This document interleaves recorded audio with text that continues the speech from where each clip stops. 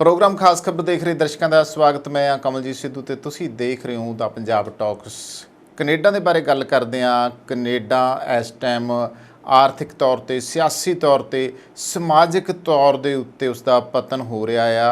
उस पर चर्चा करांगे कि आखिर की वजह बनिया ने। तो दूसरी खबर यह कि मालवा खेतर जिहड़ा आ उत्थे हुण मनुखी समगलिंग जिहड़ी है वो हुण पैर पसार रही है। क्यों पसार रही है, किद्दां ह्यूमन ट्रैफिकिंग जिहड़ी आ वो वध चुकी है, इस ते चर्चा करते हैं। पर पहलां आपां गल करांगे कनेडा। कनेडा अजिहा मुल्क है जिहड़ा कह सकते हैं साडे बहुत सारे इंडियन, बहुत सारे जिहड़े पंजाबी है उन्हां दे सुपनिਆਂ ਦਾ मुल्क है। हर कोई कनेडा जाना चाहुंदा है। खुल्लियां डुल्लियां जरखेज़ खिता आ, हरियावल वाला खिता आ, खूबसूरत खिता आ, पहाड़ी दरियावां वाला खिता आ, बहुत जानी इहो जिहा कुछ उत्थे हैगा जिस दी खिच नूं जांदे। और सब तो वड्डी खिच सीगी कि उत्थे काम दी कमी नहीं, काम बहुत है। और इस तो इलावा एजुकेशन दे पक्ष तो भी साडे जिहड़े पंजाबी आ उत्थे जांदे आ। पर पिछले कुछ अरसे तो असीं देख रहे हैं कि कनेडा जिहड़ा कि दुनिया के उन्हां मुल्कां 'च शुमार हुंदा सी जिन्हां दी चर्चा हुंदी सी कि वो वड्डे मुल्क ने, वो एक शक्ति ने, एक पावर ने। अज उही कनेडा जिहड़ा आ उसकी स्थिति की बनी हुई है।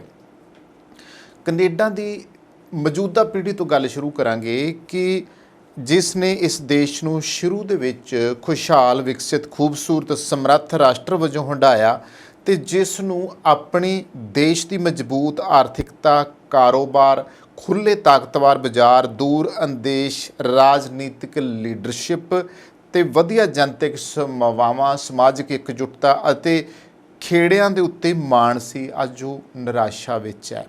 ਭਵਿੱਖ ਦੀ ਪੀੜ੍ਹੀ ਦਾ जोखम ਭਰਿਆ ਘੱਟ ਮਾਸਿਕ ਆਮਦਨ, ਬੇਰੁਜ਼ਗਾਰੀ ਨਾਲ ਲਬਰੇਜ਼ ਆ, ਮਕਾਨ ਦੀ ਛੱਤ ਤੋਂ ਮਹਿਰੂਮੀਅਤ ਆ, ਵਧੀਆ ਸੇਵਾਵਾਂ ਦੀ ਘਾਟ ਹੈ, ਨਕੰਮੀ ਤੇ ਕੰਮ ਚਲਾਊ ਲੀਡਰਸ਼ਿਪ ਹੈ, ਉਤਪਾਦਨ ਤੇ ਨਿਵੇਸ਼ ਦੀ ਘਾਟ ਹੈ, ਮਨੁੱਖੀ ਹੁਨਰਮੰਦ ਸੇਵਾਵਾਂ ਵਿੱਚ ਕਮੀ ਹੈ ਤੇ ਵਿਸ਼ਵ ਭਾਈਚਾਰੇ ਵਿੱਚ ਕੈਨੇਡੀਅਨ ਆਰਥਿਕਤਾ ਦੀ ਜਿਹੜੀ ਸ਼ਾਖ ਹੈ ਉਹ ਹੁਣ ਡਿੱਗਦੀ ਜਾ ਰਹੀ ਹੈ। ਮਿਆਰੀ ਸਿੱਖਿਆ, ਸਿਹਤ, ਸੜਕ, ਹਵਾਈ ਸੇਵਾਵਾਂ ਦੇ ਵਿੱਚ ਨਿਗਾਰ ਦਾ ਸਾਹਮਣਾ ਅੱਖਾਂ ਅੱਡੀ ਖੜਾ ਆ। ਤੇ ਇਸ ਦੀ ਸ਼ੁਰੂਆਤ ਕਦੋਂ ਹੋਈ ਆ? ਜੀ ਹਾਂ, ਕੋਵਿਡ-19 ਮਹਾਮਾਰੀ ਤੋਂ ਬਾਅਦ ਸ਼ੁਰੂ ਹੋਈ ਆ। ਉਸ ਤੋਂ ਪਹਿਲਾਂ ਕੈਨੇਡਾ ਬਿਲਕੁਲ ਵਧੀਆ ਸੀਗਾ। ਜੋ ਦੂਰਦੇਸ਼ ਰਾਜਨੀਤਿਕ ਅਤੇ ਸਮਾਜਿਕ ਅਤੇ ਆਰਥਿਕ ਲੀਡਰਸ਼ਿਪ ਦੀ ਘਾਟ ਕਰਕੇ ਇਹ ਜਿਹੜਾ ਨਿਗਾਰ ਆ ਉਹ ਹੋਰ ਜ਼ਿਆਦਾ ਤੇਜ਼ੀ ਫੜ ਰਿਹਾ ਆ। ਵਿਸ਼ਵ ਗਲੋਬ ਦੇ ਉੱਤੇ ਜੇ ਕੈਨੇਡਾ ਦੇ ਅਸੀਂ ਪਿਛੋਕੜ ਦੀ ਗੱਲ ਕਰੀਏ ਤਾਂ ਕੈਨੇਡਾ 1867 ਵਿੱਚ ਹੋਂਦ ਵਿੱਚ ਆਇਆ ਸੀਗਾ। ਕੈਨੇਡਾ 1967 ਵਿੱਚ ਆਪਣੀ 100ਵੀਂ ਵਰ੍ਹੇਗੰਢ ਮੌਕੇ ਵਿਸ਼ਵ ਦੀ 9ਵੀਂ ਵੱਡੀ ਆਰਥਿਕਤਾ ਵਜੋਂ ਉੱਭਰ ਕੇ ਸਾਹਮਣੇ ਆਇਆ ਸੀ।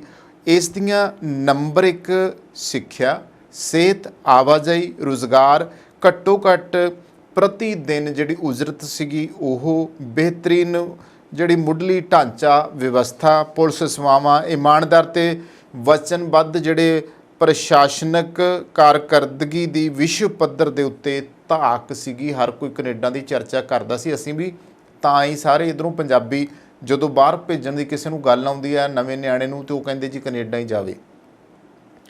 ਪ੍ਰਵਾਸੀਆਂ ਲਈ ਕੈਨੇਡਾ ਖਿੱਚ ਦਾ ਕਾਰਨ ਬਣਨ ਲੱਗਿਆ।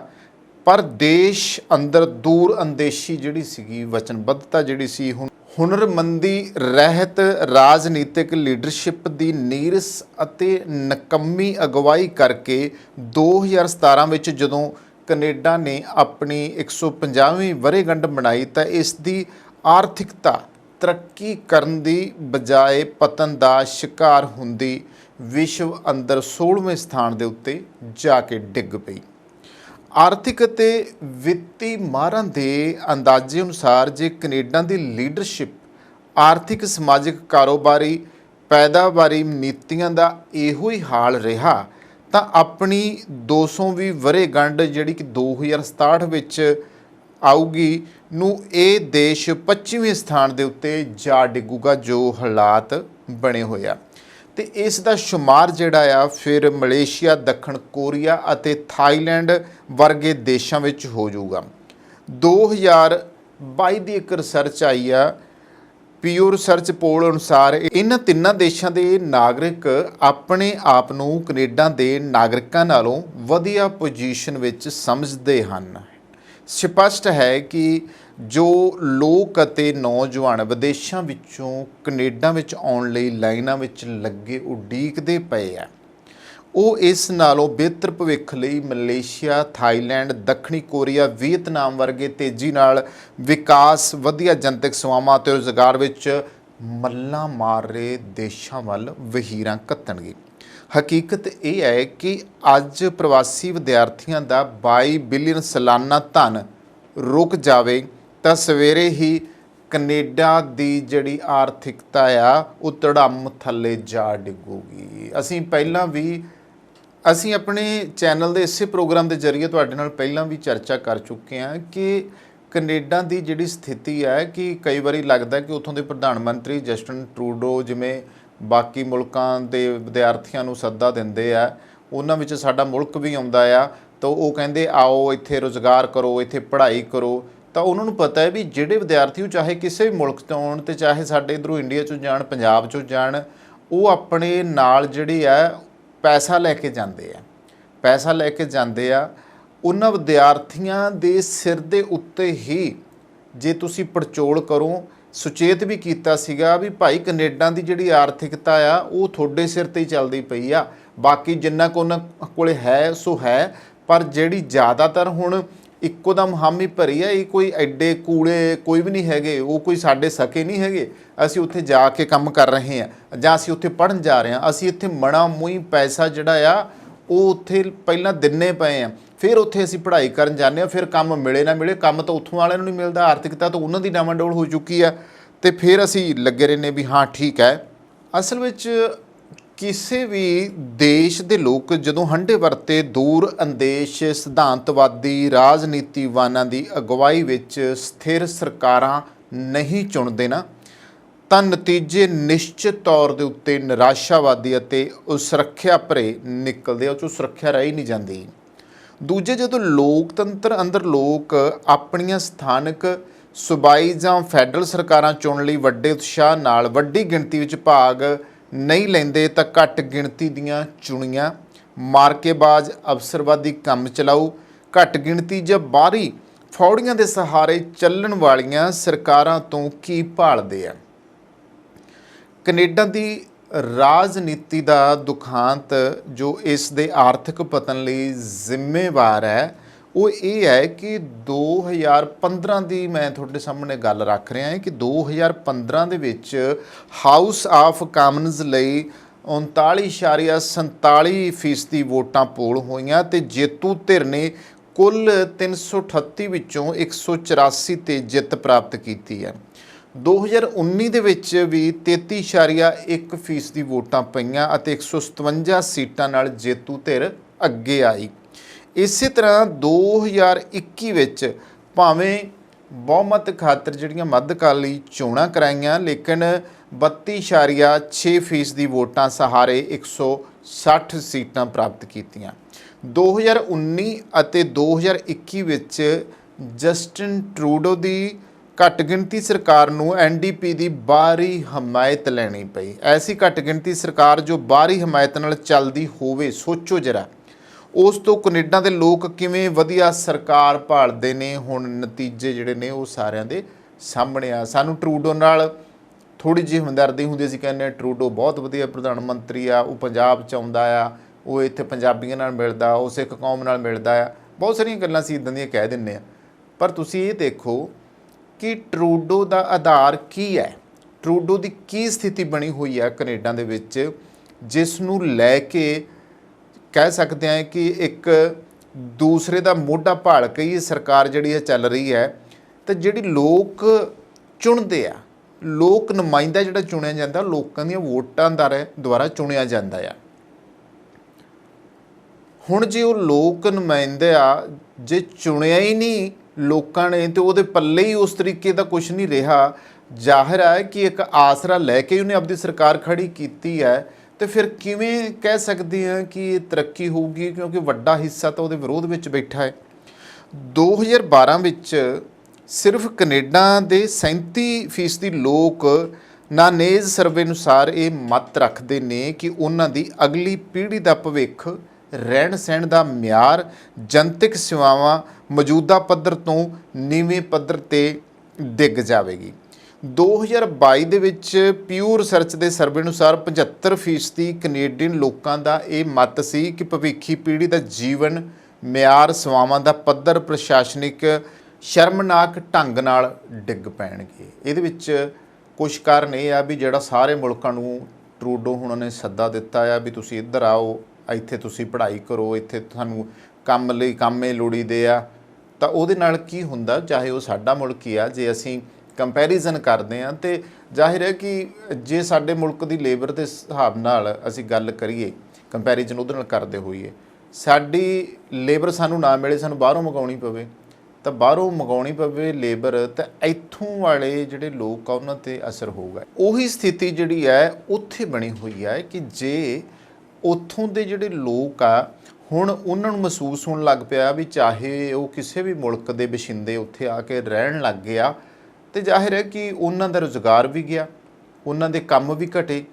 ਕੰਮ ਘਟਣ ਦੀ ਵਜ੍ਹਾ ਕਰਕੇ ਇਹ ਵੀ ਫਰਕ ਪਿਆ ਆਰਥਿਕਤਾ ਦੇ ਉੱਤੇ। ਜੇ ਆਪਾਂ ਗੱਲ ਕਰ ਲਈਏ ਕਿ ਉਹਨਾਂ ਲੋਕਾਂ ਨੇ ਜਿਹੜੇ ਸਾਫ਼ ਸੁਥਰੇ ਸੁੰਦਰ ਸ਼ਹਿਰ ਸੀਗੇ ਉਹ ਬਣਾ ਕੇ ਰੱਖੇ, ਜਦੋਂ ਵੱਖ-ਵੱਖ ਮੁਲਕਾਂ ਦੇ ਲੋਕ ਉੱਥੇ ਪਹੁੰਚੇ ਆ, ਉਹਨਾਂ ਨੇ ਨਾ ਤਾਂ ਉਹ ਕੈਨੇਡਾ ਦੀ ਪਹਿਲਾਂ ਵਾਲੀ ਤਹਿਜ਼ੀਬ ਰਹਿਣ ਦਿੱਤੀ ਆ, ਨਾ ਉਹ ਸੱਭਿਆਚਾਰ ਰਹਿਣ ਦਿੱਤਾ ਆ, ਨਾ ਉੱਥੋਂ ਦੇ ਜਿਹੜਾ ਇੱਕ ਉਹ ਪੀਸਫੁਲ ਜਿਹੜਾ ਕਹਿ ਸਕਦੇ ਆ ਉਹ ਕੰਟਰੀ ਸੀਗਾ। ਉੱਥੇ ਜਿਵੇਂ ਸਾਡੇ ਹੁੱਲੜਬਾਜ਼ ਆ ਗਏ, ਸਾਡੇ ਬਦਮਾਸ਼ ਬਹੁਤ ਆ ਗਏ, ਗੈਂਗਸਟਰ ਉੱਥੇ ਵੱਧ ਗਏ, ਤੇ ਕਈ ਮੁਲਕਾਂ ਦੇ ਭੱਜੇ ਹੋਏ ਗੈਂਗਸਟਰ, ਗੁੰਡੇ ਮਸਟੰਡੇ ਸਭ ਉੱਥੇ ਜਾ ਕੇ ਬਹਿ ਗਏ।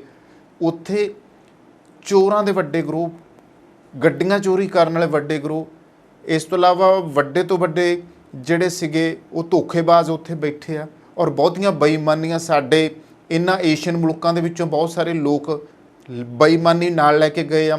ਜੋ ਹਰਕਤਾਂ ਉਹ ਇੱਥੇ ਕਰਦੇ ਸੀ ਉਹੀ ਹਰਕਤਾਂ ਉੱਥੇ ਕਰਨੀਆਂ ਸ਼ੁਰੂ ਕਰਤੀਆਂ।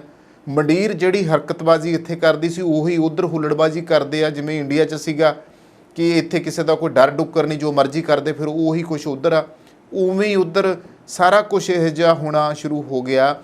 ਜਿਹੜੇ ਉੱਧਰ ਦੇ ਅਸਲੀ ਵਸਨੀਕ ਆ ਉਹ ਵਾਕਿਆ ਹੀ ਇਸ ਚੀਜ਼ ਨੂੰ ਚੰਗਾ ਨਹੀਂ ਸਮਝਦੇ ਗੇ। ਉਹਨਾਂ ਨੂੰ ਹੁਣ ਫਿਕਰ ਲੱਗਿਆ ਪਿਆ ਆ ਕਿ ਕੈਨੇਡਾ ਦੇ ਜਿਹੜੇ ਇਹ ਹਾਲਾਤ ਨੇ, ਇਹ ਅਗਰ ਬਣ ਗਏ ਤਾਂ ਆਉਣ ਵਾਲੀਆਂ ਉਹਨਾਂ ਦੀਆਂ ਭਵਿੱਖ ਦੀਆਂ ਪੀੜ੍ਹੀਆਂ ਵਾਸਤੇ ਵੱਡਾ ਸੰਕਟ ਖੜਾ ਹੋ ਜਾਊਗਾ। ਹੁਣ ਗੱਲ ਇਹ ਹੈ ਕਿ ਸੱਚਾਈ ਜੋ ਇਸ ਟਾਈਮ ਦੀ ਪ੍ਰਤੱਖ ਹੈ, ਕੈਨੇਡਾ ਦੀ ਸਥਾਨਕ ਸੂਬਾਈ ਤੇ ਫੈਡਰਲ ਸਰਕਾਰਾਂ ਭਾਰੀ ਟੈਕਸਾਂ ਰਾਹੀਂ ਆਮ ਤੇ ਮੱਧ ਵਰਗ ਦੇ ਪਰਿਵਾਰਾਂ ਦੀ ਲਹੂ ਨਿਚੋੜ ਰਹੀਆਂ ਨੇ ਅਤੇ ਨਾਕਸ ਸੇਵਾਵਾਂ ਦੇ ਰਹੀਆਂ ਨੇ। ਬੇਰੁਜ਼ਗਾਰੀ, ਘੱਟ ਉਜਰਤਾਂ, ਨਿਤ ਦਿਨ ਵੱਧਦੀ ਮਹਿੰਗਾਈ, ਘਰਾਂ ਦੀਆਂ ਕੀਮਤਾਂ ਅਸਮਾਨੀ ਚੜ੍ਹੀਆਂ ਹੋਈਆਂ, ਵੱਡੇ ਪੱਧਰ ਤੇ ਲੋਕਾਂ ਨੂੰ ਹੱਡ ਚੀਰਵੀਂ ਸਰਦੀ ਵਿੱਚ ਅਸਥਾਈ ਤੰਬੂਆਂ ਜਾਂ ਪਬਲਿਕ ਥਾਵਾਂ ਤੇ ਰਹਿਣ ਲਈ ਮਜਬੂਰ ਹੋਣ ਕਰਕੇ ਦੇਸ਼ ਦੇ ਪ੍ਰਸ਼ਾਸਨ ਅਤੇ ਜਸਟਿਨ ਟਰੂਡੋ ਦੀ ਲਿਬਰਲ ਪਾਰਟੀ ਦੀ ਫੈਡਰਲ ਸਰਕਾਰ ਅਤੇ ਵੱਖ-ਵੱਖ ਪਾਰਟੀਆਂ ਜਾਂ ਗੱਠ ਜੋੜਾਂ ਅਤੇ ਆਧਾਰਿਤ ਸੂਬਾਈ ਸਰਕਾਰਾਂ ਅਤੇ ਸਥਾਨਕ ਸਰਕਾਰਾਂ ਦਾ ਦਿਵਾਲਾ ਨਿਕਲਿਆ ਪਿਆ। ਸੱਚਾਈ ਇਹ ਹੈ, ਦੇਸ਼ ਟੁੱਟ ਰਿਹਾ ਹੈ। ਫਰੇਜ਼ਰ ਸੰਸਥਾ ਪੋਲ ਅਨੁਸਾਰ 74% ਜਿਹੜੇ ਕੈਨੇਡੀਅਨ ਨੇ ਉਹ ਸਮਝਦੇ ਨੇ ਕਿ ਔਸਤਨ ਪਰਿਵਾਰ ਵੱਧ ਟੈਕਸ ਦਾ ਸ਼ਿਕਾਰ ਹੈ। ਸਥਾਨਕ ਸੂਬਾਈ ਅਤੇ ਫੈਡਰਲ ਸਰਕਾਰਾਂ ਟੈਕਸਾਂ ਰਾਹੀਂ ਪਰਿਵਾਰਾਂ ਦਾ ਕਚੂਮਰ ਕੱਢ ਰਹੀਆਂ ਨੇ। ਮਨੀਟੋਬਾ, ਸਸਕੈਚੁਅਨ ਦੇ 79%, ਅਟਲਾਂਟਿਕ ਸੂਬਿਆਂ ਦੇ 77%, ਕਿਊਬਿਕ ਦੇ 74%, ਓਨਟਾਰੀਓ ਤੇ ਬ੍ਰਿਟਿਸ਼ ਕੋਲੰਬੀਆ ਦੇ 73%, ਅਲਬਰਟਾ ਦੇ 71% ਲੋਕ ਵਾਧੂ ਟੈਕਸਾਂ ਦਾ ਸ਼ਿਕਾਰ ਹੋਏ ਸਮਝਦੇ ਨੇ। ਰਾਸ਼ਟਰੀ ਪੱਧਰ ਦੇ ਉੱਤੇ 80% ਔਸਤਨ ਪਰਿਵਾਰਾਂ ਦਾ ਮੰਨਣਾ ਹੈ ਕਿ ਉਹਨਾਂ ਦਾ ਸਾਲਾਨਾ ਆਮਦਨ ਦੇ 40% ਤੋਂ ਵੱਧ ਟੈਕਸ ਨਹੀਂ ਚਾਹੀਦਾ। 52% ਕਹਿੰਦੇ ਨੇ ਕਿ ਸਿਰਫ 25% ਚਾਹੀਦਾ ਹੈ। ਤੇ 2022 ਵਿੱਚ ਔਸਤ ਪਰਿਵਾਰ ਫੈਡਰਲ ਸੂਬਾਈ ਸਥਾਨਕ ਸਰਕਾਰਾਂ ਨੂੰ 45.2% ਟੈਕਸ ਦੇ ਰਹੇ ਨੇ। ਤੇ ਇਸ ਦੇ ਵਜਾਨੇ ਵਜੋਂ ਜਿਹੜੀਆਂ ਸੇਵਾਵਾਂ ਆ ਉਹ ਕੁਝ ਵੀ ਨਹੀਂ, ਉਹ ਰੱਦੀ ਆ। 1941 ਦੇ ਵਿੱਚ 40.8% ਟੈਕਸ ਸੀ, ਪਰ ਸੇਵਾਵਾਂ ਬਹੁਤ ਵਧੀਆ ਹੁੰਦੀਆਂ ਸੀਗੀਆਂ ਉਸ ਵੇਲੇ। ਵਿਸ਼ਵ ਹੈਰਾਨ ਹੋਵੇਗਾ ਕਿ ਕੈਨੇਡੀਅਨ ਟੈਕਸਾਂ ਤੋਂ ਜਿਵੇਂ ਆਮਦਨ, ਜਾਇਦਾਦ, ਪੈਰੋਲ, ਕਾਰਬਨ, ਐਕਸਾਈਜ਼, ਸ਼ਰਾਬ, ਤੰਬਾਕੂ, ਮਨੋਰੰਜਨ, ਕੁਦਰਤੀ ਸੋਮੇ, GST, HST ਅਤੇ PST ਟੈਕਸ ਆਦਿ ਤੁੰਬ ਰੱਖੇ ਨੇ। ਇਸ ਸਦੀ ਦੇ ਅੰਤ ਤੱਕ ਕੈਨੇਡਾ ਨੂੰ ਮਜ਼ਬੂਤ ਮਾਰਕੀਟ ਅਤੇ ਆਰਥਿਕਤਾ ਲਈ ਮੌਜੂਦਾ 39.5 ਮਿਲੀਅਨ ਆਬਾਦੀ ਤੋਂ 100 ਮਿਲੀਅਨ ਲੋੜੀਂਦੀ ਹੈ। ਵਧੀਆ ਹੁਨਰਮੰਦ ਉੱਤਮ ਤਕਨੀਕ ਨਾਲ ਲੋਕ ਕਾਮੇ ਅਤੇ ਵਿਸ਼ਵ ਪੱਧਰੀ ਸਰਵੋਤਮ ਤਕਨੀਕੀ ਕਾਰੋਬਾਰੀ ਵਿਗਿਆਨੀ ਖੋਜੀ ਚਾਹੀਦੇ ਨੇ। 2030 ਤੱਕ 5.8 ਮਿਲੀਅਨ ਘਰ ਚਾਹੀਦੇ ਨੇ ਤੇ ਇਸੇ ਤਰ੍ਹਾਂ ਹੀ 2.5 ਲੱਖ ਡਾਲਰ ਦੇ ਜੇ ਅਸੀਂ ਘਰ ਦੀ ਗੱਲ ਕਰੀਏ ਤੇ ਅੱਜ 15 ਤੋਂ 20 ਲੱਖ ਡਾਲਰ ਦਾ ਕਿਉਂ ਹੈ ਕਿ 40 ਸਾਲ ਪਹਿਲਾਂ ਲੋਕ ਮਾਰਗੇਜ ਉਤਾਰਦੇ ਮਰ ਜਾਣਗੇ। ਭਾਵ ਕਿ 2 ਪੀੜ੍ਹੀਆਂ ਹੋਸ਼ ਕਰਨ ਕੈਨੇਡੀਅਨ ਫੈਡਰਲ ਸੂਬਾਈ ਅਤੇ ਸਥਾਨਕ ਸਰਕਾਰਾਂ। ਖੋਜ ਦਰਸਾ ਰਹੀ ਹੈ ਕਿ ਨੌਜਵਾਨ ਪੀੜ੍ਹੀ ਕਿਉਂ ਬੇਰੁਜ਼ਗਾਰ ਹੈ, ਘੱਟ ਉਜਰਤਾਂ ਕਿਉਂ ਨੇ, ਸ਼ੋਸ਼ਣ ਕਰਕੇ ਮਾਨਸਿਕ ਤੌਰ ਦੇ ਉੱਤੇ ਉਹ ਬਿਮਾਰ ਹੋ ਰਹੇ ਨੇ। ਔਰ ਇੱਕ ਜਿਹੜੀ ਵੱਡੀ ਗੱਲ ਇਹ ਹੈ ਕਿ ਜਿਹੜੇ ਸਾਡੇ ਨੌਜਵਾਨ ਇੱਥੋਂ ਖੰਭ ਲਾ ਕੇ ਉੱਡਦੇ ਆ ਨਾ ਵੀ ਹੁਣ ਪਹੁੰਚ ਜਾਓ ਕੈਨੇਡਾ ਜਾ ਕੇ, ਤੇ ਜਾਂਦੇ ਆਏ ਆ ਵੀ ਜਿਵੇਂ ਰੁੱਖਾਂ ਨੂੰ ਡਾਲਰ ਲੱਗੇ ਹੁੰਦੇ ਆ ਤਾਂ ਉੱਥੋਂ ਲਾ ਲਾਂਗੇ, ਪਰ ਨਹੀਂ। ਹਕੀਕਤ ਉਦੋਂ ਪਤਾ ਲੱਗਦੀ ਆ ਕਿਉਂਕਿ ਅੱਜ ਦਾ ਕੈਨੇਡਾ ਉਹ ਜਿਹਾ ਕੈਨੇਡਾ ਨਹੀਂ ਰਿਹਾ ਜਿਹੜਾ ਅੱਜ ਤੋਂ 25-30 ਸਾਲ ਪਹਿਲਾਂ ਹੁੰਦਾ ਸੀਗਾ। ਤਾਂ ਉਸ ਕੈਨੇਡਾ ਦੇ ਵਿੱਚ ਜਾਣਾ ਲੋਕ ਵਾਕਈ ਹੀ ਆਪਦੇ ਇੱਧਰ ਘਰ-ਬਾਰ ਵੀ ਰਜਾਏ, ਚੰਗੇ ਕੰਮ ਵੀ ਕੀਤੇ। ਠੀਕ ਆ, ਉਹਨਾਂ ਨੇ ਮਿਹਨਤਾਂ ਬਹੁਤ ਕੀਤੀਆਂ, ਪਰ ਜੋ ਸਥਿਤੀ ਅੱਜ ਦੀ ਪੀੜ੍ਹੀ ਦੀ ਬਣੀ ਆ, ਅੱਗੇ ਕਦੇ ਕੈਨੇਡਾ ਤੋਂ ਇੱਦਾਂ ਦੀਆਂ ਖਬਰਾਂ ਨਹੀਂ ਸੀ ਆਉਂਦੀਆਂ ਵੀ ਹਰ ਹਫ਼ਤੇ ਹਰ ਤੀਜੇ ਕੁ ਦਿਨ ਕੋਈ ਨਾ ਕੋਈ ਨੌਜਵਾਨ ਜਿਹੜਾ ਸੀ ਉਹਦੀ ਡੈਥ ਹੋ ਜਾਂਦੀ ਸੀਗੀ ਜਾਂ ਕੋਈ ਵਿਰਲੀ ਟਾਮੀ ਖਬਰ ਹੁੰਦੀ ਸੀ। ਪਰ ਹੁਣ ਤਾਂ ਸ਼ਾਇਦ ਹੀ ਕੋਈ ਦਿਨ ਸੁੱਕਾ ਜਾਂਦਾ ਹੋਵੇ ਜਦੋਂ ਕੈਨੇਡਾ ਦੇ ਵਿੱਚ ਨੌਜਵਾਨ ਜਿਹੜੇ ਯੰਗਸਟਰ ਆ ਉਹ ਨਾ ਮਰਦੇ ਨੂੰ। ਖਾਸ ਤੌਰ 'ਤੇ ਮੁੰਡੇ ਪ੍ਰੈਸ਼ਰਾਈਜ਼, ਹਾਲਾਂਕਿ ਲੜਕੀਆਂ ਦੀ ਖਬਰ ਨਹੀਂ ਆਉਂਦੀ, ਮੁੰਡੇ ਜ਼ਿਆਦਾ ਪ੍ਰੈਸ਼ਰ ਵਿੱਚ ਆ। ਪਤਾ ਉੱਥੇ ਲੱਗਦਾ ਕਿ ਹਕੀਕਤ ਕੀ ਆ। ਆਏ ਪੜ੍ਹਨ ਲਈ ਫੀਸਾਂ ਪੂਰੀਆਂ ਨਹੀਂ ਹੁੰਦੀਆਂ, ਘਰ ਦੇ ਖਰਚੇ ਨਿਕਲ ਨਹੀਂ ਰਹੇਗੇ, ਰੋਟੀ ਇੰਨੀ ਮਹਿੰਗੀ ਆ ਤੇ ਰਹਿਣ ਨੂੰ ਰਹਿਣ ਬਸੇਰਿਆਂ ਦਾ ਨਹੀਂ ਬੰਦੋਬਸਤ ਹੈਗਾ, ਤੇ ਜਾਣ ਤਾਂ ਜਾਣ ਕਿੱਥੇ। ਜਿਨ੍ਹਾਂ ਘਰਾਂ ਨੇ ਟੱਬਰਾਂ ਨੇ ਪੈਸਾ ਚੱਕ ਕੇ ਲਾਇਆ ਤੇ ਉਹਨਾਂ ਨੂੰ ਪਤਾ ਲੱਗਦਾ ਆ ਮੁੰਡਿਆਂ ਨੂੰ ਵੀ ਕਿ ਅਸੀਂ ਮਗਰ ਜਿਹੜੀਆਂ ਕਰਜ਼ੇ ਦੀਆਂ ਕਿਸ਼ਤਾਂ ਵੀ ਸਿਰ 'ਤੇ ਖੜੀਆਂ ਉਹ ਵੀ ਮੋੜਨੀਆਂ ਹੈ। ਪਰ ਫਿਕਰ ਤਾਂ ਉਹ ਹੁੰਦਾ ਵੀ ਉੱਥੇ ਕਮਾਈਏ ਕੀ, ਖਾਈਏ ਕੀ, ਰਹੀਏ ਕੀ, ਰੈਂਟ ਕੀ ਦਈਏ ਤੇ ਜ਼ਿੰਦਗੀ ਕਿਵੇਂ ਕੱਢੀਏ ਤੇ ਮਗਰ ਕੀ ਭੇਜੀਏ। ਬਸ ਉਹੀ ਪ੍ਰੈਸ਼ਰ ਹੋ ਕੇ ਫਿਰ ਜ਼ਿੰਦਗੀ ਤੋਂ ਹੱਥ ਤੋਂ ਬਹਿੰਦੇ। ਆਹ ਸਥਿਤੀ ਬਣੀ ਹੋਈ ਆ। ਫਿਲਹਾਲ ਫਿਰ ਵੀ ਦੁਆ ਕਰਦੇ ਹਾਂ ਕਿ ਕੈਨੇਡਾ ਦੀ ਸਥਿਤੀ, ਕਿਉਂਕਿ ਸਾਡਾ ਬਹੁਤ ਸਾਰਾ ਪੰਜਾਬੀ ਭਾਈਚਾਰਾ, ਇੰਡੀਅਨ ਭਾਈਚਾਰਾ ਉੱਥੇ ਰਹਿੰਦਾ ਆ, ਵਸਦਾ ਰਹੇ ਕੈਨੇਡਾ, ਔਰ ਉਹਨਾਂ ਦੀਆਂ ਸਰਕਾਰਾਂ ਨੂੰ ਅਕਲ ਆ ਜਾਵੇ ਤਾਂ ਕਿ ਇਹ ਜਿਹੜੀ ਨਿਗਾਰ ਬੰਨੀ ਜਾ ਰਹੀ ਸਥਿਤੀ ਹੈ ਉਸ ਤੋਂ ਉੱਭਰ ਸਕਣ। ਤੇ ਜਿਹੜੇ ਲੋਕ ਉੱਥੇ ਵਾਕਈ ਬੈਠੇ ਆ ਜਾਂ ਜਾ ਚੁੱਕੇ ਹੈਗੇ ਆ, ਘੱਟੋ ਘੱਟ ਉਹਨਾਂ ਨੂੰ ਵੀ ਇਸ ਗੱਲ ਦਾ ਫਿਕਰ ਨਾ ਹੋਵੇ। ਮਾਲਵੇ ਦੇ ਵਿੱਚ ਪੈਰ ਪਸਾਰਨ ਨੂੰ ਤਿਆਰ ਹੈ ਮਨੁੱਖੀ ਸਮਗਲਿੰਗ। ਤਾਂ ਇਹ ਜਿਹੜੇ ਸਮਗਲਰ ਹੈ ਨਾ, ਇਹਨਾਂ ਨੇ ਹੁਣ ਅਸੀਂ ਦੇਖਦੇ ਹਾਂ ਕਿ ਬਹੁਤ ਜਿਹੜੇ ਆ ਉਹ ਮਨੁੱਖੀ ਸਮਗਲਿੰਗ ਦਾ ਜਿਹੜਾ ਇਹਨਾਂ ਦਾ ਨੈਟਵਰਕ ਆ ਪੂਰੀ ਦੁਨੀਆ 'ਚ ਫੈਲਿਆ ਹੋਇਆ। ਉਸ ਦੇ ਨਾਲ ਨਾਲ ਕੀ ਹੋ ਰਿਹਾ, ਸਾਡੇ ਮੁਲਕ ਦੇ ਵਿੱਚ ਵੀ ਮਨੁੱਖੀ ਟ੍ਰੈਫਿਕਿੰਗ ਦੀਆਂ ਕਹਾਣੀਆਂ ਆਉਂਦੀਆਂ। ਔਰ ਅਸੀਂ ਪਿਛਲੇ ਦਿਨ ਵੀ ਦੇਖਿਆ ਸੀਗਾ ਕਿ ਇਹ ਜਿਹੜੇ ਮਨੁੱਖੀ ਟ੍ਰੈਫਿਕਿੰਗ ਕਰਨ ਵਾਲੇ ਆ, ਮਨੁੱਖਾਂ ਦੀ ਸਮਗਲਿੰਗ ਕਰਨ ਵਾਲੇ ਆ, ਇਹ ਕਿਸ ਤਰੀਕੇ ਦੇ ਨਾਲ ਉਹਨਾਂ ਨੂੰ ਵਰਗਲਾਉਂਦੇ ਆ, ਲਿਜਾਂਦੇ ਆ, ਵੱਡੇ ਸਬਜ਼ ਬਾਗ ਦਿਖਾਉਂਦੇ ਆ, ਫਿਰ ਉਹਨਾਂ ਨੂੰ ਇਹੋ ਜਿਹੇ ਚੁੰਗਲ ਦੇ ਵਿੱਚ ਫਸਾ ਦਿੰਦੇ ਆ ਜਿੱਥੇ ਉਹਨਾਂ ਨਾਲ ਉਹ ਕੁਛ ਹੁੰਦਾ ਜਿਨ੍ਹਾਂ ਦੀ ਉਹਨਾਂ ਨੇ ਕਦੇ ਤਵੱਕੋ ਨਹੀਂ ਕੀਤੀ ਹੁੰਦੀ। ਹੁਣ ਜਿਹੜੀ ਸਥਿਤੀ ਹੈ, ਬੇਸ਼ੱਕ ਭਾਰਤ ਵਿੱਚ ਇਹ ਬਹੁਤ ਆਮ ਗੱਲਾਂ ਜਿਹੜੀਆਂ ਸੀਗੀਆਂ ਹਿਊਮਨ ਟ੍ਰੈਫਿਕਿੰਗ ਦੀਆਂ, ਸਮਗਲਿੰਗ ਦੀਆਂ ਸੀਗੀਆਂ, ਸਰਕਾਰਾਂ ਆਪਣੇ ਤੌਰ 'ਤੇ ਕੋਸ਼ਿਸ਼ਾਂ ਵੀ ਕਰਦੀਆਂ। ਬਹੁਤ ਵੱਡੇ ਵੱਡੇ ਜਿਹੜੇ ਆ ਉਹ ਸਾਡੇ ਪੁਲਿਸ ਨੇ ਵੀ ਇਸ ਤਰੀਕੇ ਦੇ ਕਾਨੂੰਨ ਵੀ ਜਿਹੜੇ ਆ ਉਹ ਬਣਾਏ ਗਏ ਆ ਕਿ ਕਿਸ ਤਰੀਕੇ ਦੀਆਂ ਸਜ਼ਾਵਾਂ ਹੋਣੀਆਂ ਚਾਹੀਦੀਆਂ, ਕੀ ਹੋਣਾ ਚਾਹੀਦਾ ਹੈ। ਕਮੀਆਂ ਕਿਤੇ ਸਾਡੀ ਫਿਰ ਵੀ ਲਚਕਦਾਰ ਪ੍ਰਣਾਲੀ ਹੈ, ਜੇ ਕਿਤੇ ਇਹਦੇ ਵਿੱਚ ਵੀ ਸਖਤ ਤੋਂ ਸਖਤ ਸਜ਼ਾ ਦਿੱਤੀ ਜਾਵੇ ਤਾਂ ਮੇਰੇ ਖਿਆਲ ਹੈ ਕਿ ਉਸ ਚੀਜ਼ ਨੂੰ ਨੱਥ ਪਾਈ ਜਾ ਸਕਦੀ ਹੈ। ਫਿਲਹਾਲ ਗੱਲ ਕਰਾਂਗੇ ਕਿ ਬਾਕੀ ਮੁਲਕ ਵਿੱਚ ਤਾਂ ਹੋ ਰਿਹਾ ਸੀ, ਪੰਜਾਬ ਦੇ ਵਿੱਚ ਵੀ ਅਸੀਂ ਸੁਣਿਆ, ਔਰ ਪਿਛਲੇ ਵਾਰੀ ਵੀ ਅਸੀਂ ਬਹੁਤ ਸਾਰੀਆਂ ਖਬਰਾਂ ਇਹੋ ਜਿਹੀਆਂ ਦਿੱਤੀਆਂ ਕਿ ਦੁਬਈ ਦੇ ਵਿੱਚ ਜਿਹੜੀਆਂ ਕੁੜੀਆਂ ਜਾਂ ਮੁੰਡਿਆਂ ਨੂੰ ਉੱਥੇ ਲਿਜਾਇਆ ਜਾਂਦਾ, ਉਹਨਾਂ ਨਾਲ ਕਿੱਦਾਂ ਦਾ ਵਿਹਾਰ ਕੀਤਾ ਜਾਂਦਾ। ਖਬਰਾਂ ਇਹ ਵੀ ਆਉਂਦੀਆਂ ਮੁੜ ਕੇ ਸਰਕਾਰਾਂ ਦੇ ਨੁਮਾਇੰਦਿਆਂ ਤੱਕ ਉਹ ਪਹੁੰਚ ਕਰਦੇ ਜੀ ਸਾਨੂੰ ਬਚਾਓ, ਫਿਰ ਉਹਨਾਂ ਨੂੰ ਬਚਾ ਕੇ ਲਿਆਉਣਾ ਪੈਂਦਾ ਹੈ। ਵੱਡੀ ਗੱਲ ਹੁਣ ਜੋ ਸਾਹਮਣੇ ਆਈ ਆ ਉਹ ਪੰਜਾਬ ਦੇ ਮਾਲਵਾ ਖਿੱਤੇ ਦੀ ਆ ਰਹੀ ਆ। ਮਾਲਵਾ ਖਿੱਤੇ ਦੇ ਵਿੱਚ ਵੀ ਇਹ ਜਿਹੜੇ ਮਨੁੱਖੀ ਸਮਗਲਿੰਗ ਵਾਲੇ ਆ ਉਹ ਆਪਣੇ ਪੈਰ ਪਸਾਰ ਰਹੇ। ਨੈਟਵਰਕ ਕਿੱਥੋਂ ਤੱਕ ਫੈਲਿਆ ਹੋਇਆ ਹੈ। ਤੇ ਮਨੁੱਖੀ ਸਮਗਲਿੰਗ ਦੇ ਵਿੱਚ ਕੀ ਹੁੰਦਾ ਹੈ ਨਾ, ਖਾਸ ਤੌਰ ਦੇ ਉੱਤੇ ਕੁੜੀਆਂ ਤੇ ਔਰਤਾਂ ਦੀ ਸਮਗਲਿੰਗ ਜਿਹੜੀ ਹੈ ਉਹ ਹੁੰਦੀ ਹੈ, ਜੋ ਕਿ ਗੰਭੀਰ ਵਿਸ਼ਵ ਪੱਧਰੀ ਸਮੱਸਿਆ ਬਣ ਚੁੱਕੀ ਹੈ। ਇਸ ਲਈ ਸਾਡਾ ਜਾਗਰੂਕ ਹੋਣਾ ਸਮੇਂ ਦੀ ਮੁੱਖ ਲੋੜ ਹੈ। ਮਾਝੇ ਦੁਆਬੇ ਤੋਂ ਬਾਅਦ ਮਾਲਵੇ ਅੰਦਰ ਮਨੁੱਖੀ ਸਮਗਲਿੰਗ ਦਾ ਕਾਲਾ ਧੰਦਾ ਪੈਰ ਪ੍ਰਸਾਰਨ ਦੀ ਤਿਆਰੀ ਵਿੱਚ ਹੈ। ਜਗਬਾਣੀ ਦੀ ਰਿਪੋਰਟ ਹੈ ਜਿਹੜੀ ਮੈਂ ਤੁਹਾਡੇ ਨਾਲ ਸਾਂਝੀ ਕਰ ਰਿਹਾ ਹਾਂ ਔਰ ਕਹਿ ਸਕਦੇ ਹਾਂ ਕਿ ਮਾਲਵੇ ਦੇ ਵਿੱਚ ਜੋ ਇਹ ਸਥਿਤੀਆਂ ਆਈਆਂ ਨੇ ਉਹ ਉਹਨਾਂ ਨੇ ਪੇਸ਼ ਕੀਤੀਆਂ ਨੇ। ਅਸੀਂ ਉਹਦੇ ਉੱਤੇ ਚਰਚਾ ਜਿਹੜੀ ਇਸ ਟਾਈਮ ਕਰ ਰਹੇ ਹਾਂ। ਤਾਂ ਇਹ ਜਿਹੜੀ ਮਨੁੱਖੀ ਸਮਗਲਿੰਗ ਹੈ ਇਹਦਾ ਸੰਬੰਧ ਸਿੱਧੇ ਤੌਰ ਤੇ ਕੋਚਿੰਗ ਸੈਂਟਰਾਂ ਦੇ ਨਾਲ ਜੁੜਦਾ ਵੇਖਿਆ। ਦੇਖੋ ਹੁਣ ਜ਼ਰੀਆ ਕੀ ਬਣ ਗਿਆ। ਕੋਚਿੰਗ ਸੈਂਟਰਾਂ ਦੇ ਬਾਹਰ ਵੱਡੇ ਵੱਡੇ ਬੋਰਡ ਲੱਗੇ ਆ। ਕੋਚਿੰਗ ਸੈਂਟਰਾਂ ਦੇ ਉੱਤੇ ਅਸੀਂ ਗੱਲ ਕਰਦੇ ਹਾਂ ਵੀ ਬਹੁਤ ਵਧੀਆ ਜੀ ਔਰ ਬੜੀਆਂ ਉਹਨਾਂ ਨੇ ਮਸ਼ਹੂਰੀਆਂ ਦਿੱਤੀਆਂ ਹੁੰਦੀਆਂ ਔਰ ਬਹੁਤ ਜਗ੍ਹਾ ਦੇ ਉੱਤੇ ਉਹਨਾਂ ਦੀ ਐਡ ਹੁੰਦੀ ਹੈ ਔਰ ਅਸੀਂ ਐਡ ਵੇਖ ਕੇ ਪੱਟੇ ਜਾਂਦੇ ਵੀ ਜਾਣਾ ਤਾਂ ਬਾਹਰ ਹੀ ਹੈ, ਜਿਵੇਂ ਮਰਜ਼ੀ ਚਲੇ ਜਾਈਏ, ਜਿਹੜੇ ਮਰਜ਼ੀ ਮੁਲਕ ਚਲੇ ਜਾਈਏ।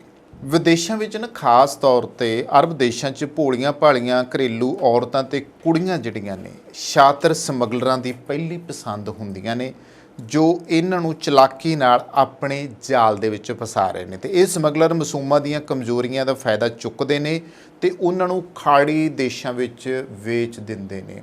ਮੈਂ ਤੁਹਾਡੇ ਨਾਲ ਇੱਕ ਖਬਰ ਸਾਂਝੀ ਕਰਨੀ ਚਾਹੂੰਗਾ। 1998 ਦੀ ਇੱਕ ਖਬਰ ਹੈ। 1998 ਦੇ ਵਿੱਚ ਖਾੜੀ ਦੇਸ਼ਾਂ ਦੇ ਜਿਹੜੇ ਉਹ ਸ਼ੇਖ ਸੀਗੇ ਉਹਨਾਂ ਦੀਆਂ ਕੁਝ ਕਰਤੂਤਾਂ ਸਾਹਮਣੇ ਆਈਆਂ।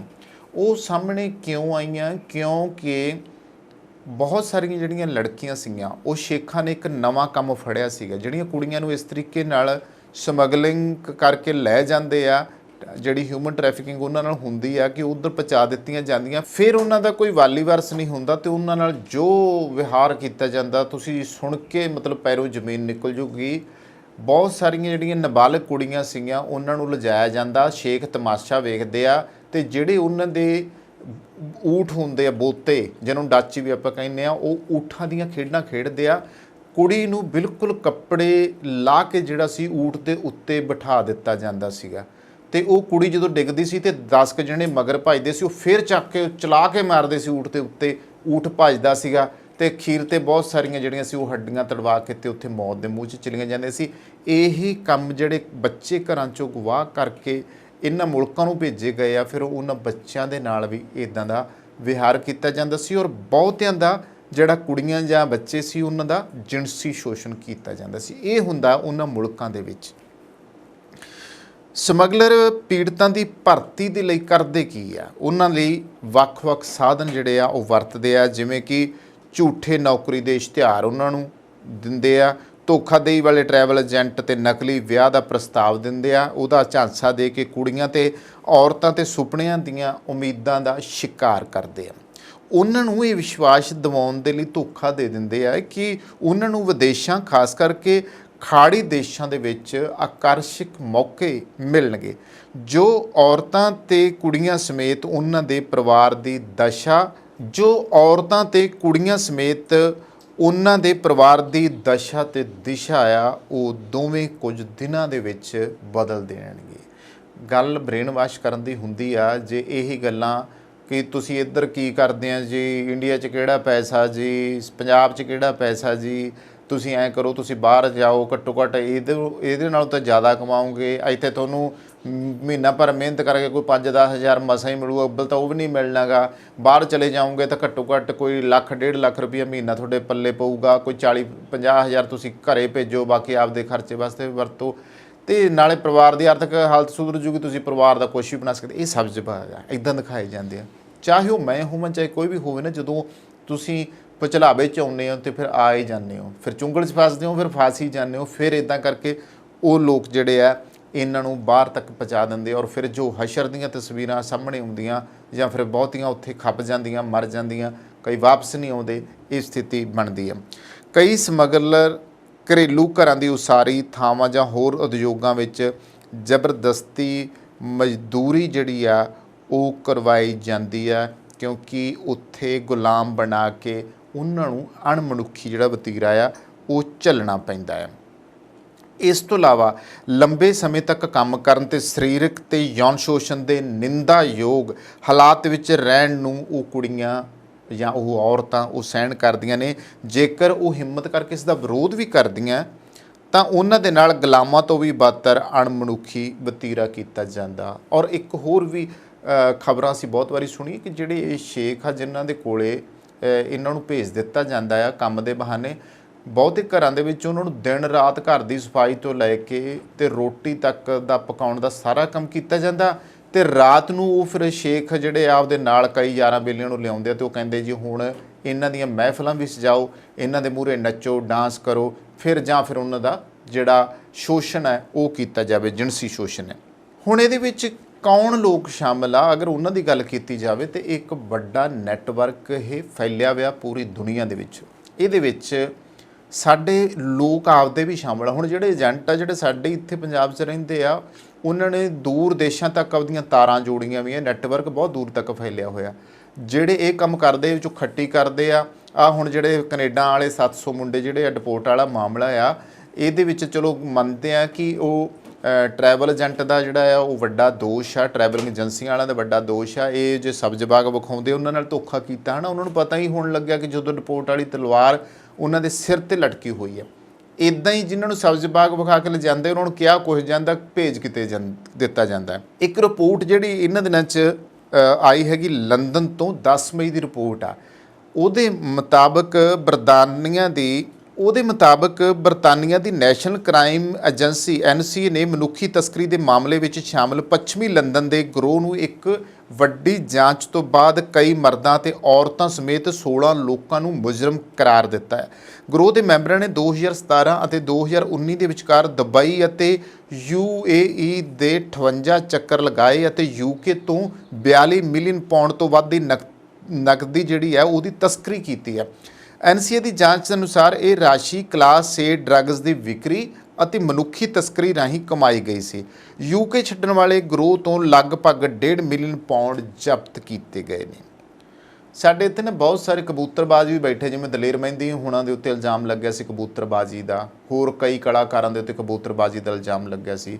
ਕਈ ਧਰਮ ਦੀ ਆੜ ਦੇ ਵਿੱਚ ਜਿਹੜੇ ਬਾਹਰ ਜਾਂਦੇ ਉਹਨਾਂ 'ਤੇ ਕਬੂਤਰਬਾਜ਼ੀ ਦਾ ਇਲਜ਼ਾਮ ਲੱਗਿਆ ਸੀ। ਖੇਡਾਂ ਦੀ ਆੜ ਵਿੱਚ ਜਿਹੜੇ ਬਾਹਰ ਜਾਂਦੇ ਆ ਉਹ ਭੱਜ ਜਾਂਦੇ ਆ, ਭਜਾ ਦਿੱਤੇ ਜਾਂਦੇ ਆ, ਅਕਸਰ ਉਹਨਾਂ ਨਾਲ ਟਾਈਪ ਕੀਤਾ ਹੁੰਦਾ ਹੈ।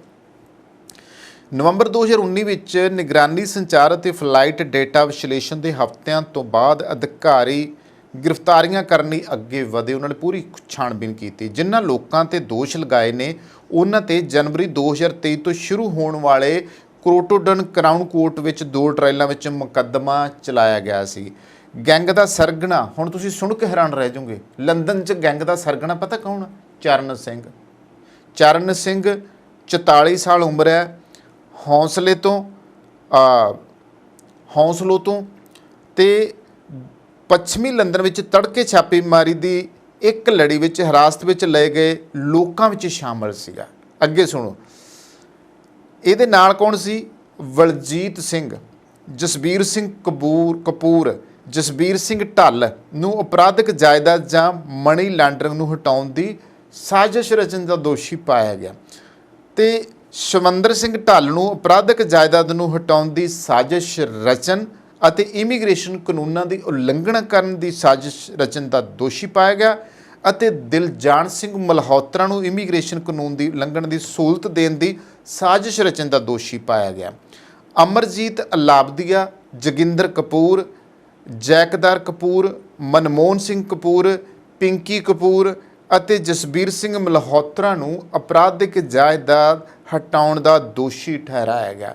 ਦੋਸ਼ੀ ਠਹਿਰਾਏ ਗਏ ਸਾਰੇ 16 ਵਿਅਕਤੀਆਂ ਨੂੰ 11 ਸਤੰਬਰ 2023 ਤੋਂ ਸ਼ੁਰੂ ਹੋਣ ਵਾਲੀ ਸੁਣਵਾਈ ਵਿੱਚ ਸਜ਼ਾ ਸੁਣਾਈ ਜਾਣੀ ਹੈ, ਜਿਸ ਵਿੱਚ 2 ਵਿਅਕਤੀ ਵੀ ਸ਼ਾਮਲ ਨੇ ਜਿਨ੍ਹਾਂ ਨੇ 2 ਮੁਕੱਦਮਿਆਂ ਤੋਂ ਪਹਿਲਾਂ ਮਨੀ ਲਾਂਡਰਿੰਗ ਦੇ ਅਪਰਾਧਾਂ ਲਈ ਦੋਸ਼ੀ ਪਟੀਸ਼ਨਾਂ ਦਾਖਲ ਕੀਤੀਆਂ ਸਨ। ਜਾਂਚ ਦੇ ਹਿੱਸੇ ਵਜੋਂ NCA ਅਫਸਰਾਂ ਦੇ ਇਸ ਗਰੋਹ ਦੇ ਮੈਂਬਰਾਂ ਦੀ ਇੱਕ ਸਾਜ਼ਿਸ਼ ਦਾ ਪਰਦਾਫਾਸ਼ ਕੀਤਾ, ਜਿਸ ਵਿੱਚ ਬੱਚੇ ਵੀ ਸੀ, ਔਰਤਾਂ ਵੀ ਸੀਗੀਆਂ ਤੇ ਇਹਨਾਂ ਨੂੰ ਤਸਕਰੀ ਕਰਕੇ UK ਦੇ ਵਿੱਚ ਲਿਆਂਦਾ ਜਾ ਰਿਹਾ ਸੀਗਾ। ਇਸ ਤੋਂ ਪਹਿਲਾਂ ਇਹ ਵੈਨ ਹਾਲੈਂਡ ਦੇ ਹੁੱਕ ਤੇ ਇੱਕ ਕਿਸ਼ਤੀ ਤੱਕ ਪਹੁੰਚੇ ਤੇ ਵੈਨ ਨੂੰ ਡੱਚ ਪੁਲਿਸ ਦੁਆਰਾ ਰੋਕ ਲਿਆ ਗਿਆ।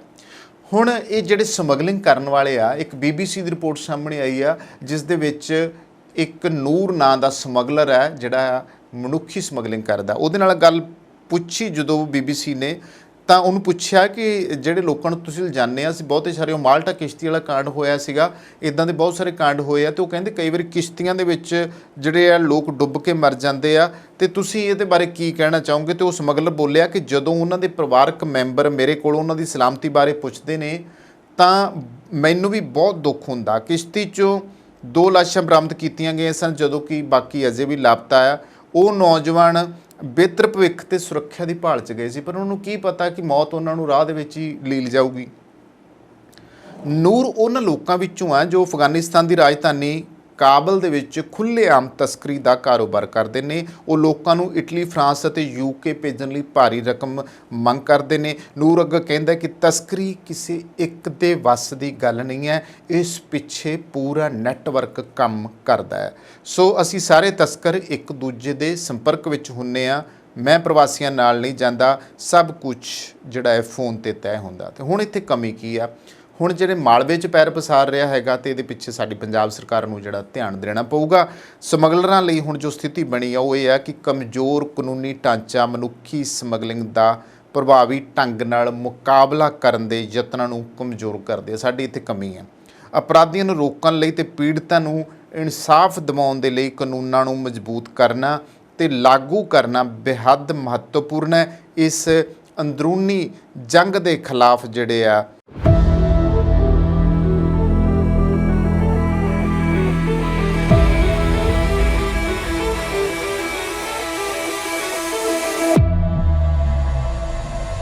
ਕੀ ਤੁਸੀਂ ਆਪਣੇ ਕਾਰੋਬਾਰ ਵਿੱਚ ਟਰਾਂਸਪੋਰਟੇਸ਼ਨ ਲਈ ਇੱਕ ਭਰੋਸੇਯੋਗ ਸਾਥੀ ਦੀ ਭਾਲ ਕਰ ਰਹੇ ਹੋ? ਤਾਂ ਤੁਹਾਨੂੰ ਲੋੜ ਹੈ ਮਹਿਤੋਜ ਗਰੁੱਪ ਲਿਮਟਿਡ ਦੀ, ਜੋ ਕਿ ਹਨ ਭਰੋਸੇਮੰਦ, ਕੁਸ਼ਲ ਤੇ ਕਿਫਾਇਤੀ। ਸਾਡੇ ਮਾਹਿਰਾਂ ਦੀ ਟੀਮ ਯਕੀਨੀ ਬਣਾਉਂਦੀ ਹੈ ਕਿ ਤੁਹਾਡੇ ਸਾਮਾਨ ਨੂੰ ਸਮੇਂ ਸਿਰ ਆਪਣੀ ਮੰਜ਼ਿਲ ਤੇ ਪਹੁੰਚਾਇਆ ਜਾ ਸਕੇ। ਸਾਡੇ ਉન્નਤ ਟਰੈਕਿੰਗ ਸਿਸਟਮ ਨਾਲ ਤੁਸੀਂ ਆਪਣੀਆਂ ਕੀਮਤੀ ਚੀਜ਼ਾਂ ਨੂੰ ਟਰੈਕ ਵੀ ਕਰ ਸਕਦੇ ਹੋ। ਵੇਅਰ ਹਾਊਸਿੰਗ ਤੇ ਡਿਸਟ੍ਰੀਬਿਊਸ਼ਨ ਤੋਂ ਲੈ ਕੇ ਡਿਲੀਵਰੀ ਤੱਕ ਸਾਡੇ ਕੋਲ ਤੁਹਾਡੀਆਂ ਸਾਰੀਆਂ ਆਵਾਜਾਈ ਲੋੜਾਂ ਨੂੰ ਸੰਭਾਲਣ ਲਈ ਤਜਰਬਾ ਤੇ ਬੁਨਿਆਦੀ ਢਾਂਚਾ ਹੈ। We are a safety-first company with a strong commitment to drivers' well-being. Based in Winnipeg's Centreport district, Matage is a great place to begin your career and take it to new heights. So my name's Rick. I've been working here for several years now. Mostly what we do inside the shop is we do lots of safeties, lots of repairs, brake jobs, and lots of warranty work on freight liners. We do lots of servicing inside the shop, trucks, trailers, lots of lighting problems and stuff like that. Logistics ਨੂੰ ਆਪਣੇ ਕਾਰੋਬਾਰ ਨੂੰ ਰੋਕਣ ਨਾ ਦਿਓ। ਸਾਨੂੰ ਭਾਰੀ lifting ਨੂੰ ਸੰਭਾਲਣ ਦਿਓ ਤਾਂ ਜੋ ਤੁਸੀਂ ਧਿਆਨ ਕੇਂਦਰਿਤ ਕਰ ਸਕੋ ਆਪਣੇ ਕਾਰੋਬਾਰ ਤੇ। ਮਹਿਤੋਜ ਗਰੁੱਪ ਲਿਮਟਿਡ ਨੂੰ ਬਣਾਓ ਆਪਣਾ ਮਦਦਗਾਰ ਤਾਂ ਜੋ ਤੁਸੀਂ ਨਿਸ਼ਚਿਤ ਹੋ ਕੇ ਸੰਭਾਲ ਸਕੋ ਆਪਣਾ ਕਾਰੋਬਾਰ।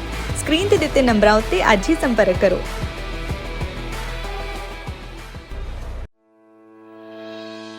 ਜਦੋਂ US ਅਤੇ ਕੈਨੇਡਾ ਵਿਚਕਾਰ ਸਰਹੱਦ ਪਾਰ ਸ਼ਿਪਿੰਗ ਦੀ ਗੱਲ ਆਉਂਦੀ ਹੈ ਤਾਂ ਤੁਹਾਨੂੰ ਲੋੜ ਹੈ ਅਜਿਹੀ ਕੰਪਨੀ ਦੀ ਜਿਸ ਤੇ ਤੁਸੀਂ ਭਰੋਸਾ ਕਰ ਸਕੋ, ਜਿਸ ਕੋਲ ਕੰਮ ਨੂੰ ਸਹੀ ਢੰਗ ਨਾਲ ਕਰਨ ਦਾ ਅਨੁਭਵ, ਮੁਹਾਰਤ ਅਤੇ ਸਰੋਤ ਹੋਣ।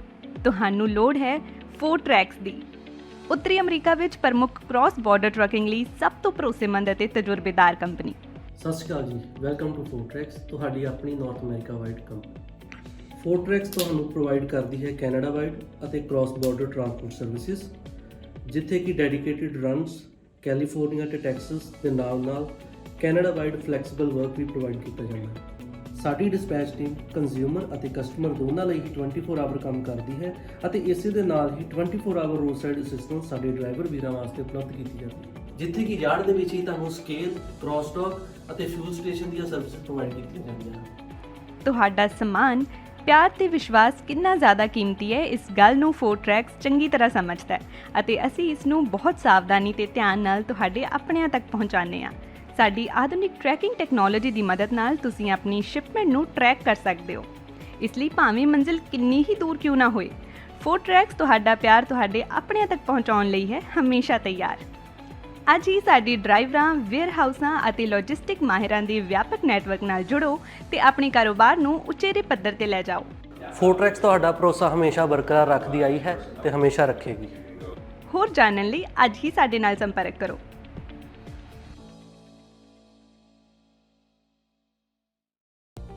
Bed hair day? Don't worry, ਅਸੀਂ ਤੁਹਾਡੀ ਹਰ ਜ਼ਰੂਰਤ ਨੂੰ ਸਮਝਦੇ ਹਾਂ। ਸ਼ਹਿਰ ਦੀ ਸਭ ਤੋਂ ਵਧੀਆ ਤੇ ਬਜਟ ਫ੍ਰੈਂਡਲੀ ਹੇਅਰ ਸੈਲੂਨ ਵਿੱਚ ਤੁਹਾਡਾ ਸਵਾਗਤ ਹੈ। ਸਤਿ ਸ਼੍ਰੀ ਅਕਾਲ ਜੀ, ਮੈਂ ਹਾਂ ਰਮਨ। ਸਤਿ ਸ਼੍ਰੀ ਅਕਾਲ ਜੀ, ਮੈਂ ਹਾਂ ਜਸ ਅੱਜ ਹੇਅਰ ਸੈਲੂਨ ਤੋਂ। ਸਾਡੇ ਟੈਲੈਂਟਡ ਸਟਾਈਲਿਸਟ ਤੁਹਾਨੂੰ ਆਪਣੀ ਪਸੰਦ ਅਨੁਸਾਰ ਹੇਅਰ ਕੱਟ, ਕਲਰ ਅਤੇ ਸਟਾਈਲ ਦਿੰਦੇ ਨੇ ਜੋ ਤੁਹਾਡੀ ਲੁੱਕ ਨੂੰ ਸੂਟ ਕਰਦਾ ਹੈ। ਇਸ ਲਈ ਸਿਰਫ ਉੱਚ ਗੁਣਵੱਤਾ ਵਾਲੇ ਪ੍ਰੋਡਕਟਸ ਦਾ ਇਸਤੇਮਾਲ ਕੀਤਾ ਜਾਂਦਾ ਹੈ ਤਾਂ ਜੋ ਤੁਹਾਡਾ ਸਟਾਈਲ ਤੇ ਖੂਬਸੂਰਤੀ ਰਹੇ ਹਮੇਸ਼ਾ ਬਰਕਰਾਰ। RJ हेयर सलून ਤੁਹਾਨੂੰ ਪ੍ਰੋਵਾਈਡ ਕਰਦਾ ਹੈ hair smoothing, keratin hair smoothing, keratin treatments, hair cut, hair spas, colour corrections, root retouch, highlights, balayage. ਇਸੇ ਦੇ ਨਾਲ ਮੈਨਸ ਸੈਕਸ਼ਨ ਦੇ ਵਿੱਚ ਅਸੀਂ ਪ੍ਰੋਵਾਈਡ ਕਰਦੇ ਹਾਂ hair cuts, fades, shave, beard trims and specially beard trims with scissor. ਸਾਡੇ ਕੋਲੇ ਸਾਰਾ ਸਟਾਫ ਬਹੁਤ ਹੀ ਕੁਆਲੀਫਾਈਡ ਹੈ। ਸਾਰੀ services waxing, keratin, smoothing, highlights, everything ਵੀ ਪ੍ਰੋਵਾਈਡ ਹੇਅਰ। ਅਸੀਂ ਗਾਰੰਟੀ ਦਿੰਦੇ ਹਾਂ ਕਿ ਸੈਲੂਨ ਤੋਂ ਬਾਹਰ ਨਿਕਲਦੇ ਸਾਰ ਤੁਸੀਂ ਮਹਿਸੂਸ ਕਰੋਗੇ ਥੋੜਾ ਜ਼ਿਆਦਾ ਖੂਬਸੂਰਤ, ਥੋੜਾ ਹੋਰ ਜ਼ਿਆਦਾ ਕੌਨਫੀਡੈਂਟ। ਸਤਿ ਸ਼੍ਰੀ ਅਕਾਲ ਜੀ, ਮੇਰਾ ਨਾਮ ਹੈ ਮਨਵੀਰ ਸਿੰਘ ਤੇ ਮੈਂ ਬਰੈਂਪਟਨ ਤੋਂ ਮੂਵ ਹੋਇਆ ਸੀ ਵਿਨੀਪੈਗ ਤੇ ਮੈਂ ਸਰਚ ਕਰਦਾ ਸੀਗਾ ਬੈਸਟ ਹੇਅਰ ਸਲੂਨ ਇਨ ਵਿਨੀਪੈਗ ਤੇ ਮੈਨੂੰ ਪਹਿਲੇ ਨੰਬਰ ਤੇ ਆਇਆ RJ ਹੇਅਰ ਸਲੂਨ। ਸਤਿ ਸ਼੍ਰੀ ਅਕਾਲ ਜੀ, ਮੇਰਾ ਨਾਮ ਹੈ ਤਰੁਣ। ਮੈਂ ਤੁਹਾਨੂੰ ਰეკਮੈਂਡ ਕਰਾਂਗਾ ਕਿ RJ ਹੇਅਰ ਸਲੂਨ ਤੇ ਆਓ ਤੇ ਇੱਥੇ ਤੁਹਾਨੂੰ ਆਪਣੇ ਹਰ ਤਰ੍ਹਾਂ ਦੀ ਹੇਅਰ ਸਟਾਈਲਿੰਗ ਔਰ ਬੀਅਰਡ ਸਟਾਈਲਿੰਗ ਮਿਲ ਜੇਗੀ। Hi, my name is Lindsay. I've been coming to RJ Hair Salon since they opened up 4 years ago, and Jazz has always been fantastic with my hair. ਅਸੀਂ ਸਿਰਫ hair cut ਨਹੀਂ ਕਰਦੇ ਬਲਕਿ ਤੁਹਾਡੀ ਖੂਬਸੂਰਤੀ ਸੰਵਾਰਦੇ ਹਾਂ ਕਿਉਂਕਿ ਸਾਡਾ ਮੰਨਣਾ ਹੈ ਜਦੋਂ ਤੁਸੀਂ ਖੁਦ ਨੂੰ ਚੰਗੇ ਲੱਗਦੇ ਹੋ ਤਾਂ ਤੁਹਾਨੂੰ ਸਭ ਚੰਗਾ ਲੱਗਦਾ ਹੈ। Your own saloon, your own style. ਤਾਂ ਇਸ ਨਾਲ ਹੀ ਸਾਡੀ ਅਨਦਰ RJ ਹੇਅਰ ਸਲੂਨ ਦੀ ਬ੍ਰਾਂਚ ਓਪਨ ਹੋ ਰਹੀ ਹੈ ਜਿਹਦੀ ਕਿ ਲੋਕੇਸ਼ਨ ਆ 601 ਮਨਰੋ ਐਵਨਿਊ। ਤਾਂ ਤੁਸੀਂ ਉੱਥੇ ਵੀ ਜ਼ਰੂਰ ਵਿਜ਼ਿਟ ਕਰ ਸਕਦੇ ਹੋ। ਈਸਟ ਦੇ ਵਿੱਚ ਰਹਿੰਦੇ ਕਸਟਮਰਸ ਲਈ ਨੇੜੇ ਆ ਤੇ ਸਾਡਾ ਕੰਟੈਕਟ ਨੰਬਰ ਆ 2049988959। ਆਪਣੇ ਵਾਲਾਂ ਦੀ ਸਕਿਨ ਨੂੰ ਦਿਓ ਇੱਕ ਨਵੀਂ ਪਹਿਚਾਨ। ਅੱਜ ਹੀ ਕਾਲ ਕਰੋ ਜਾਂ ਵਿਜ਼ਿਟ ਕਰੋ RJ ਹੇਅਰ ਸੈਲੂਨ।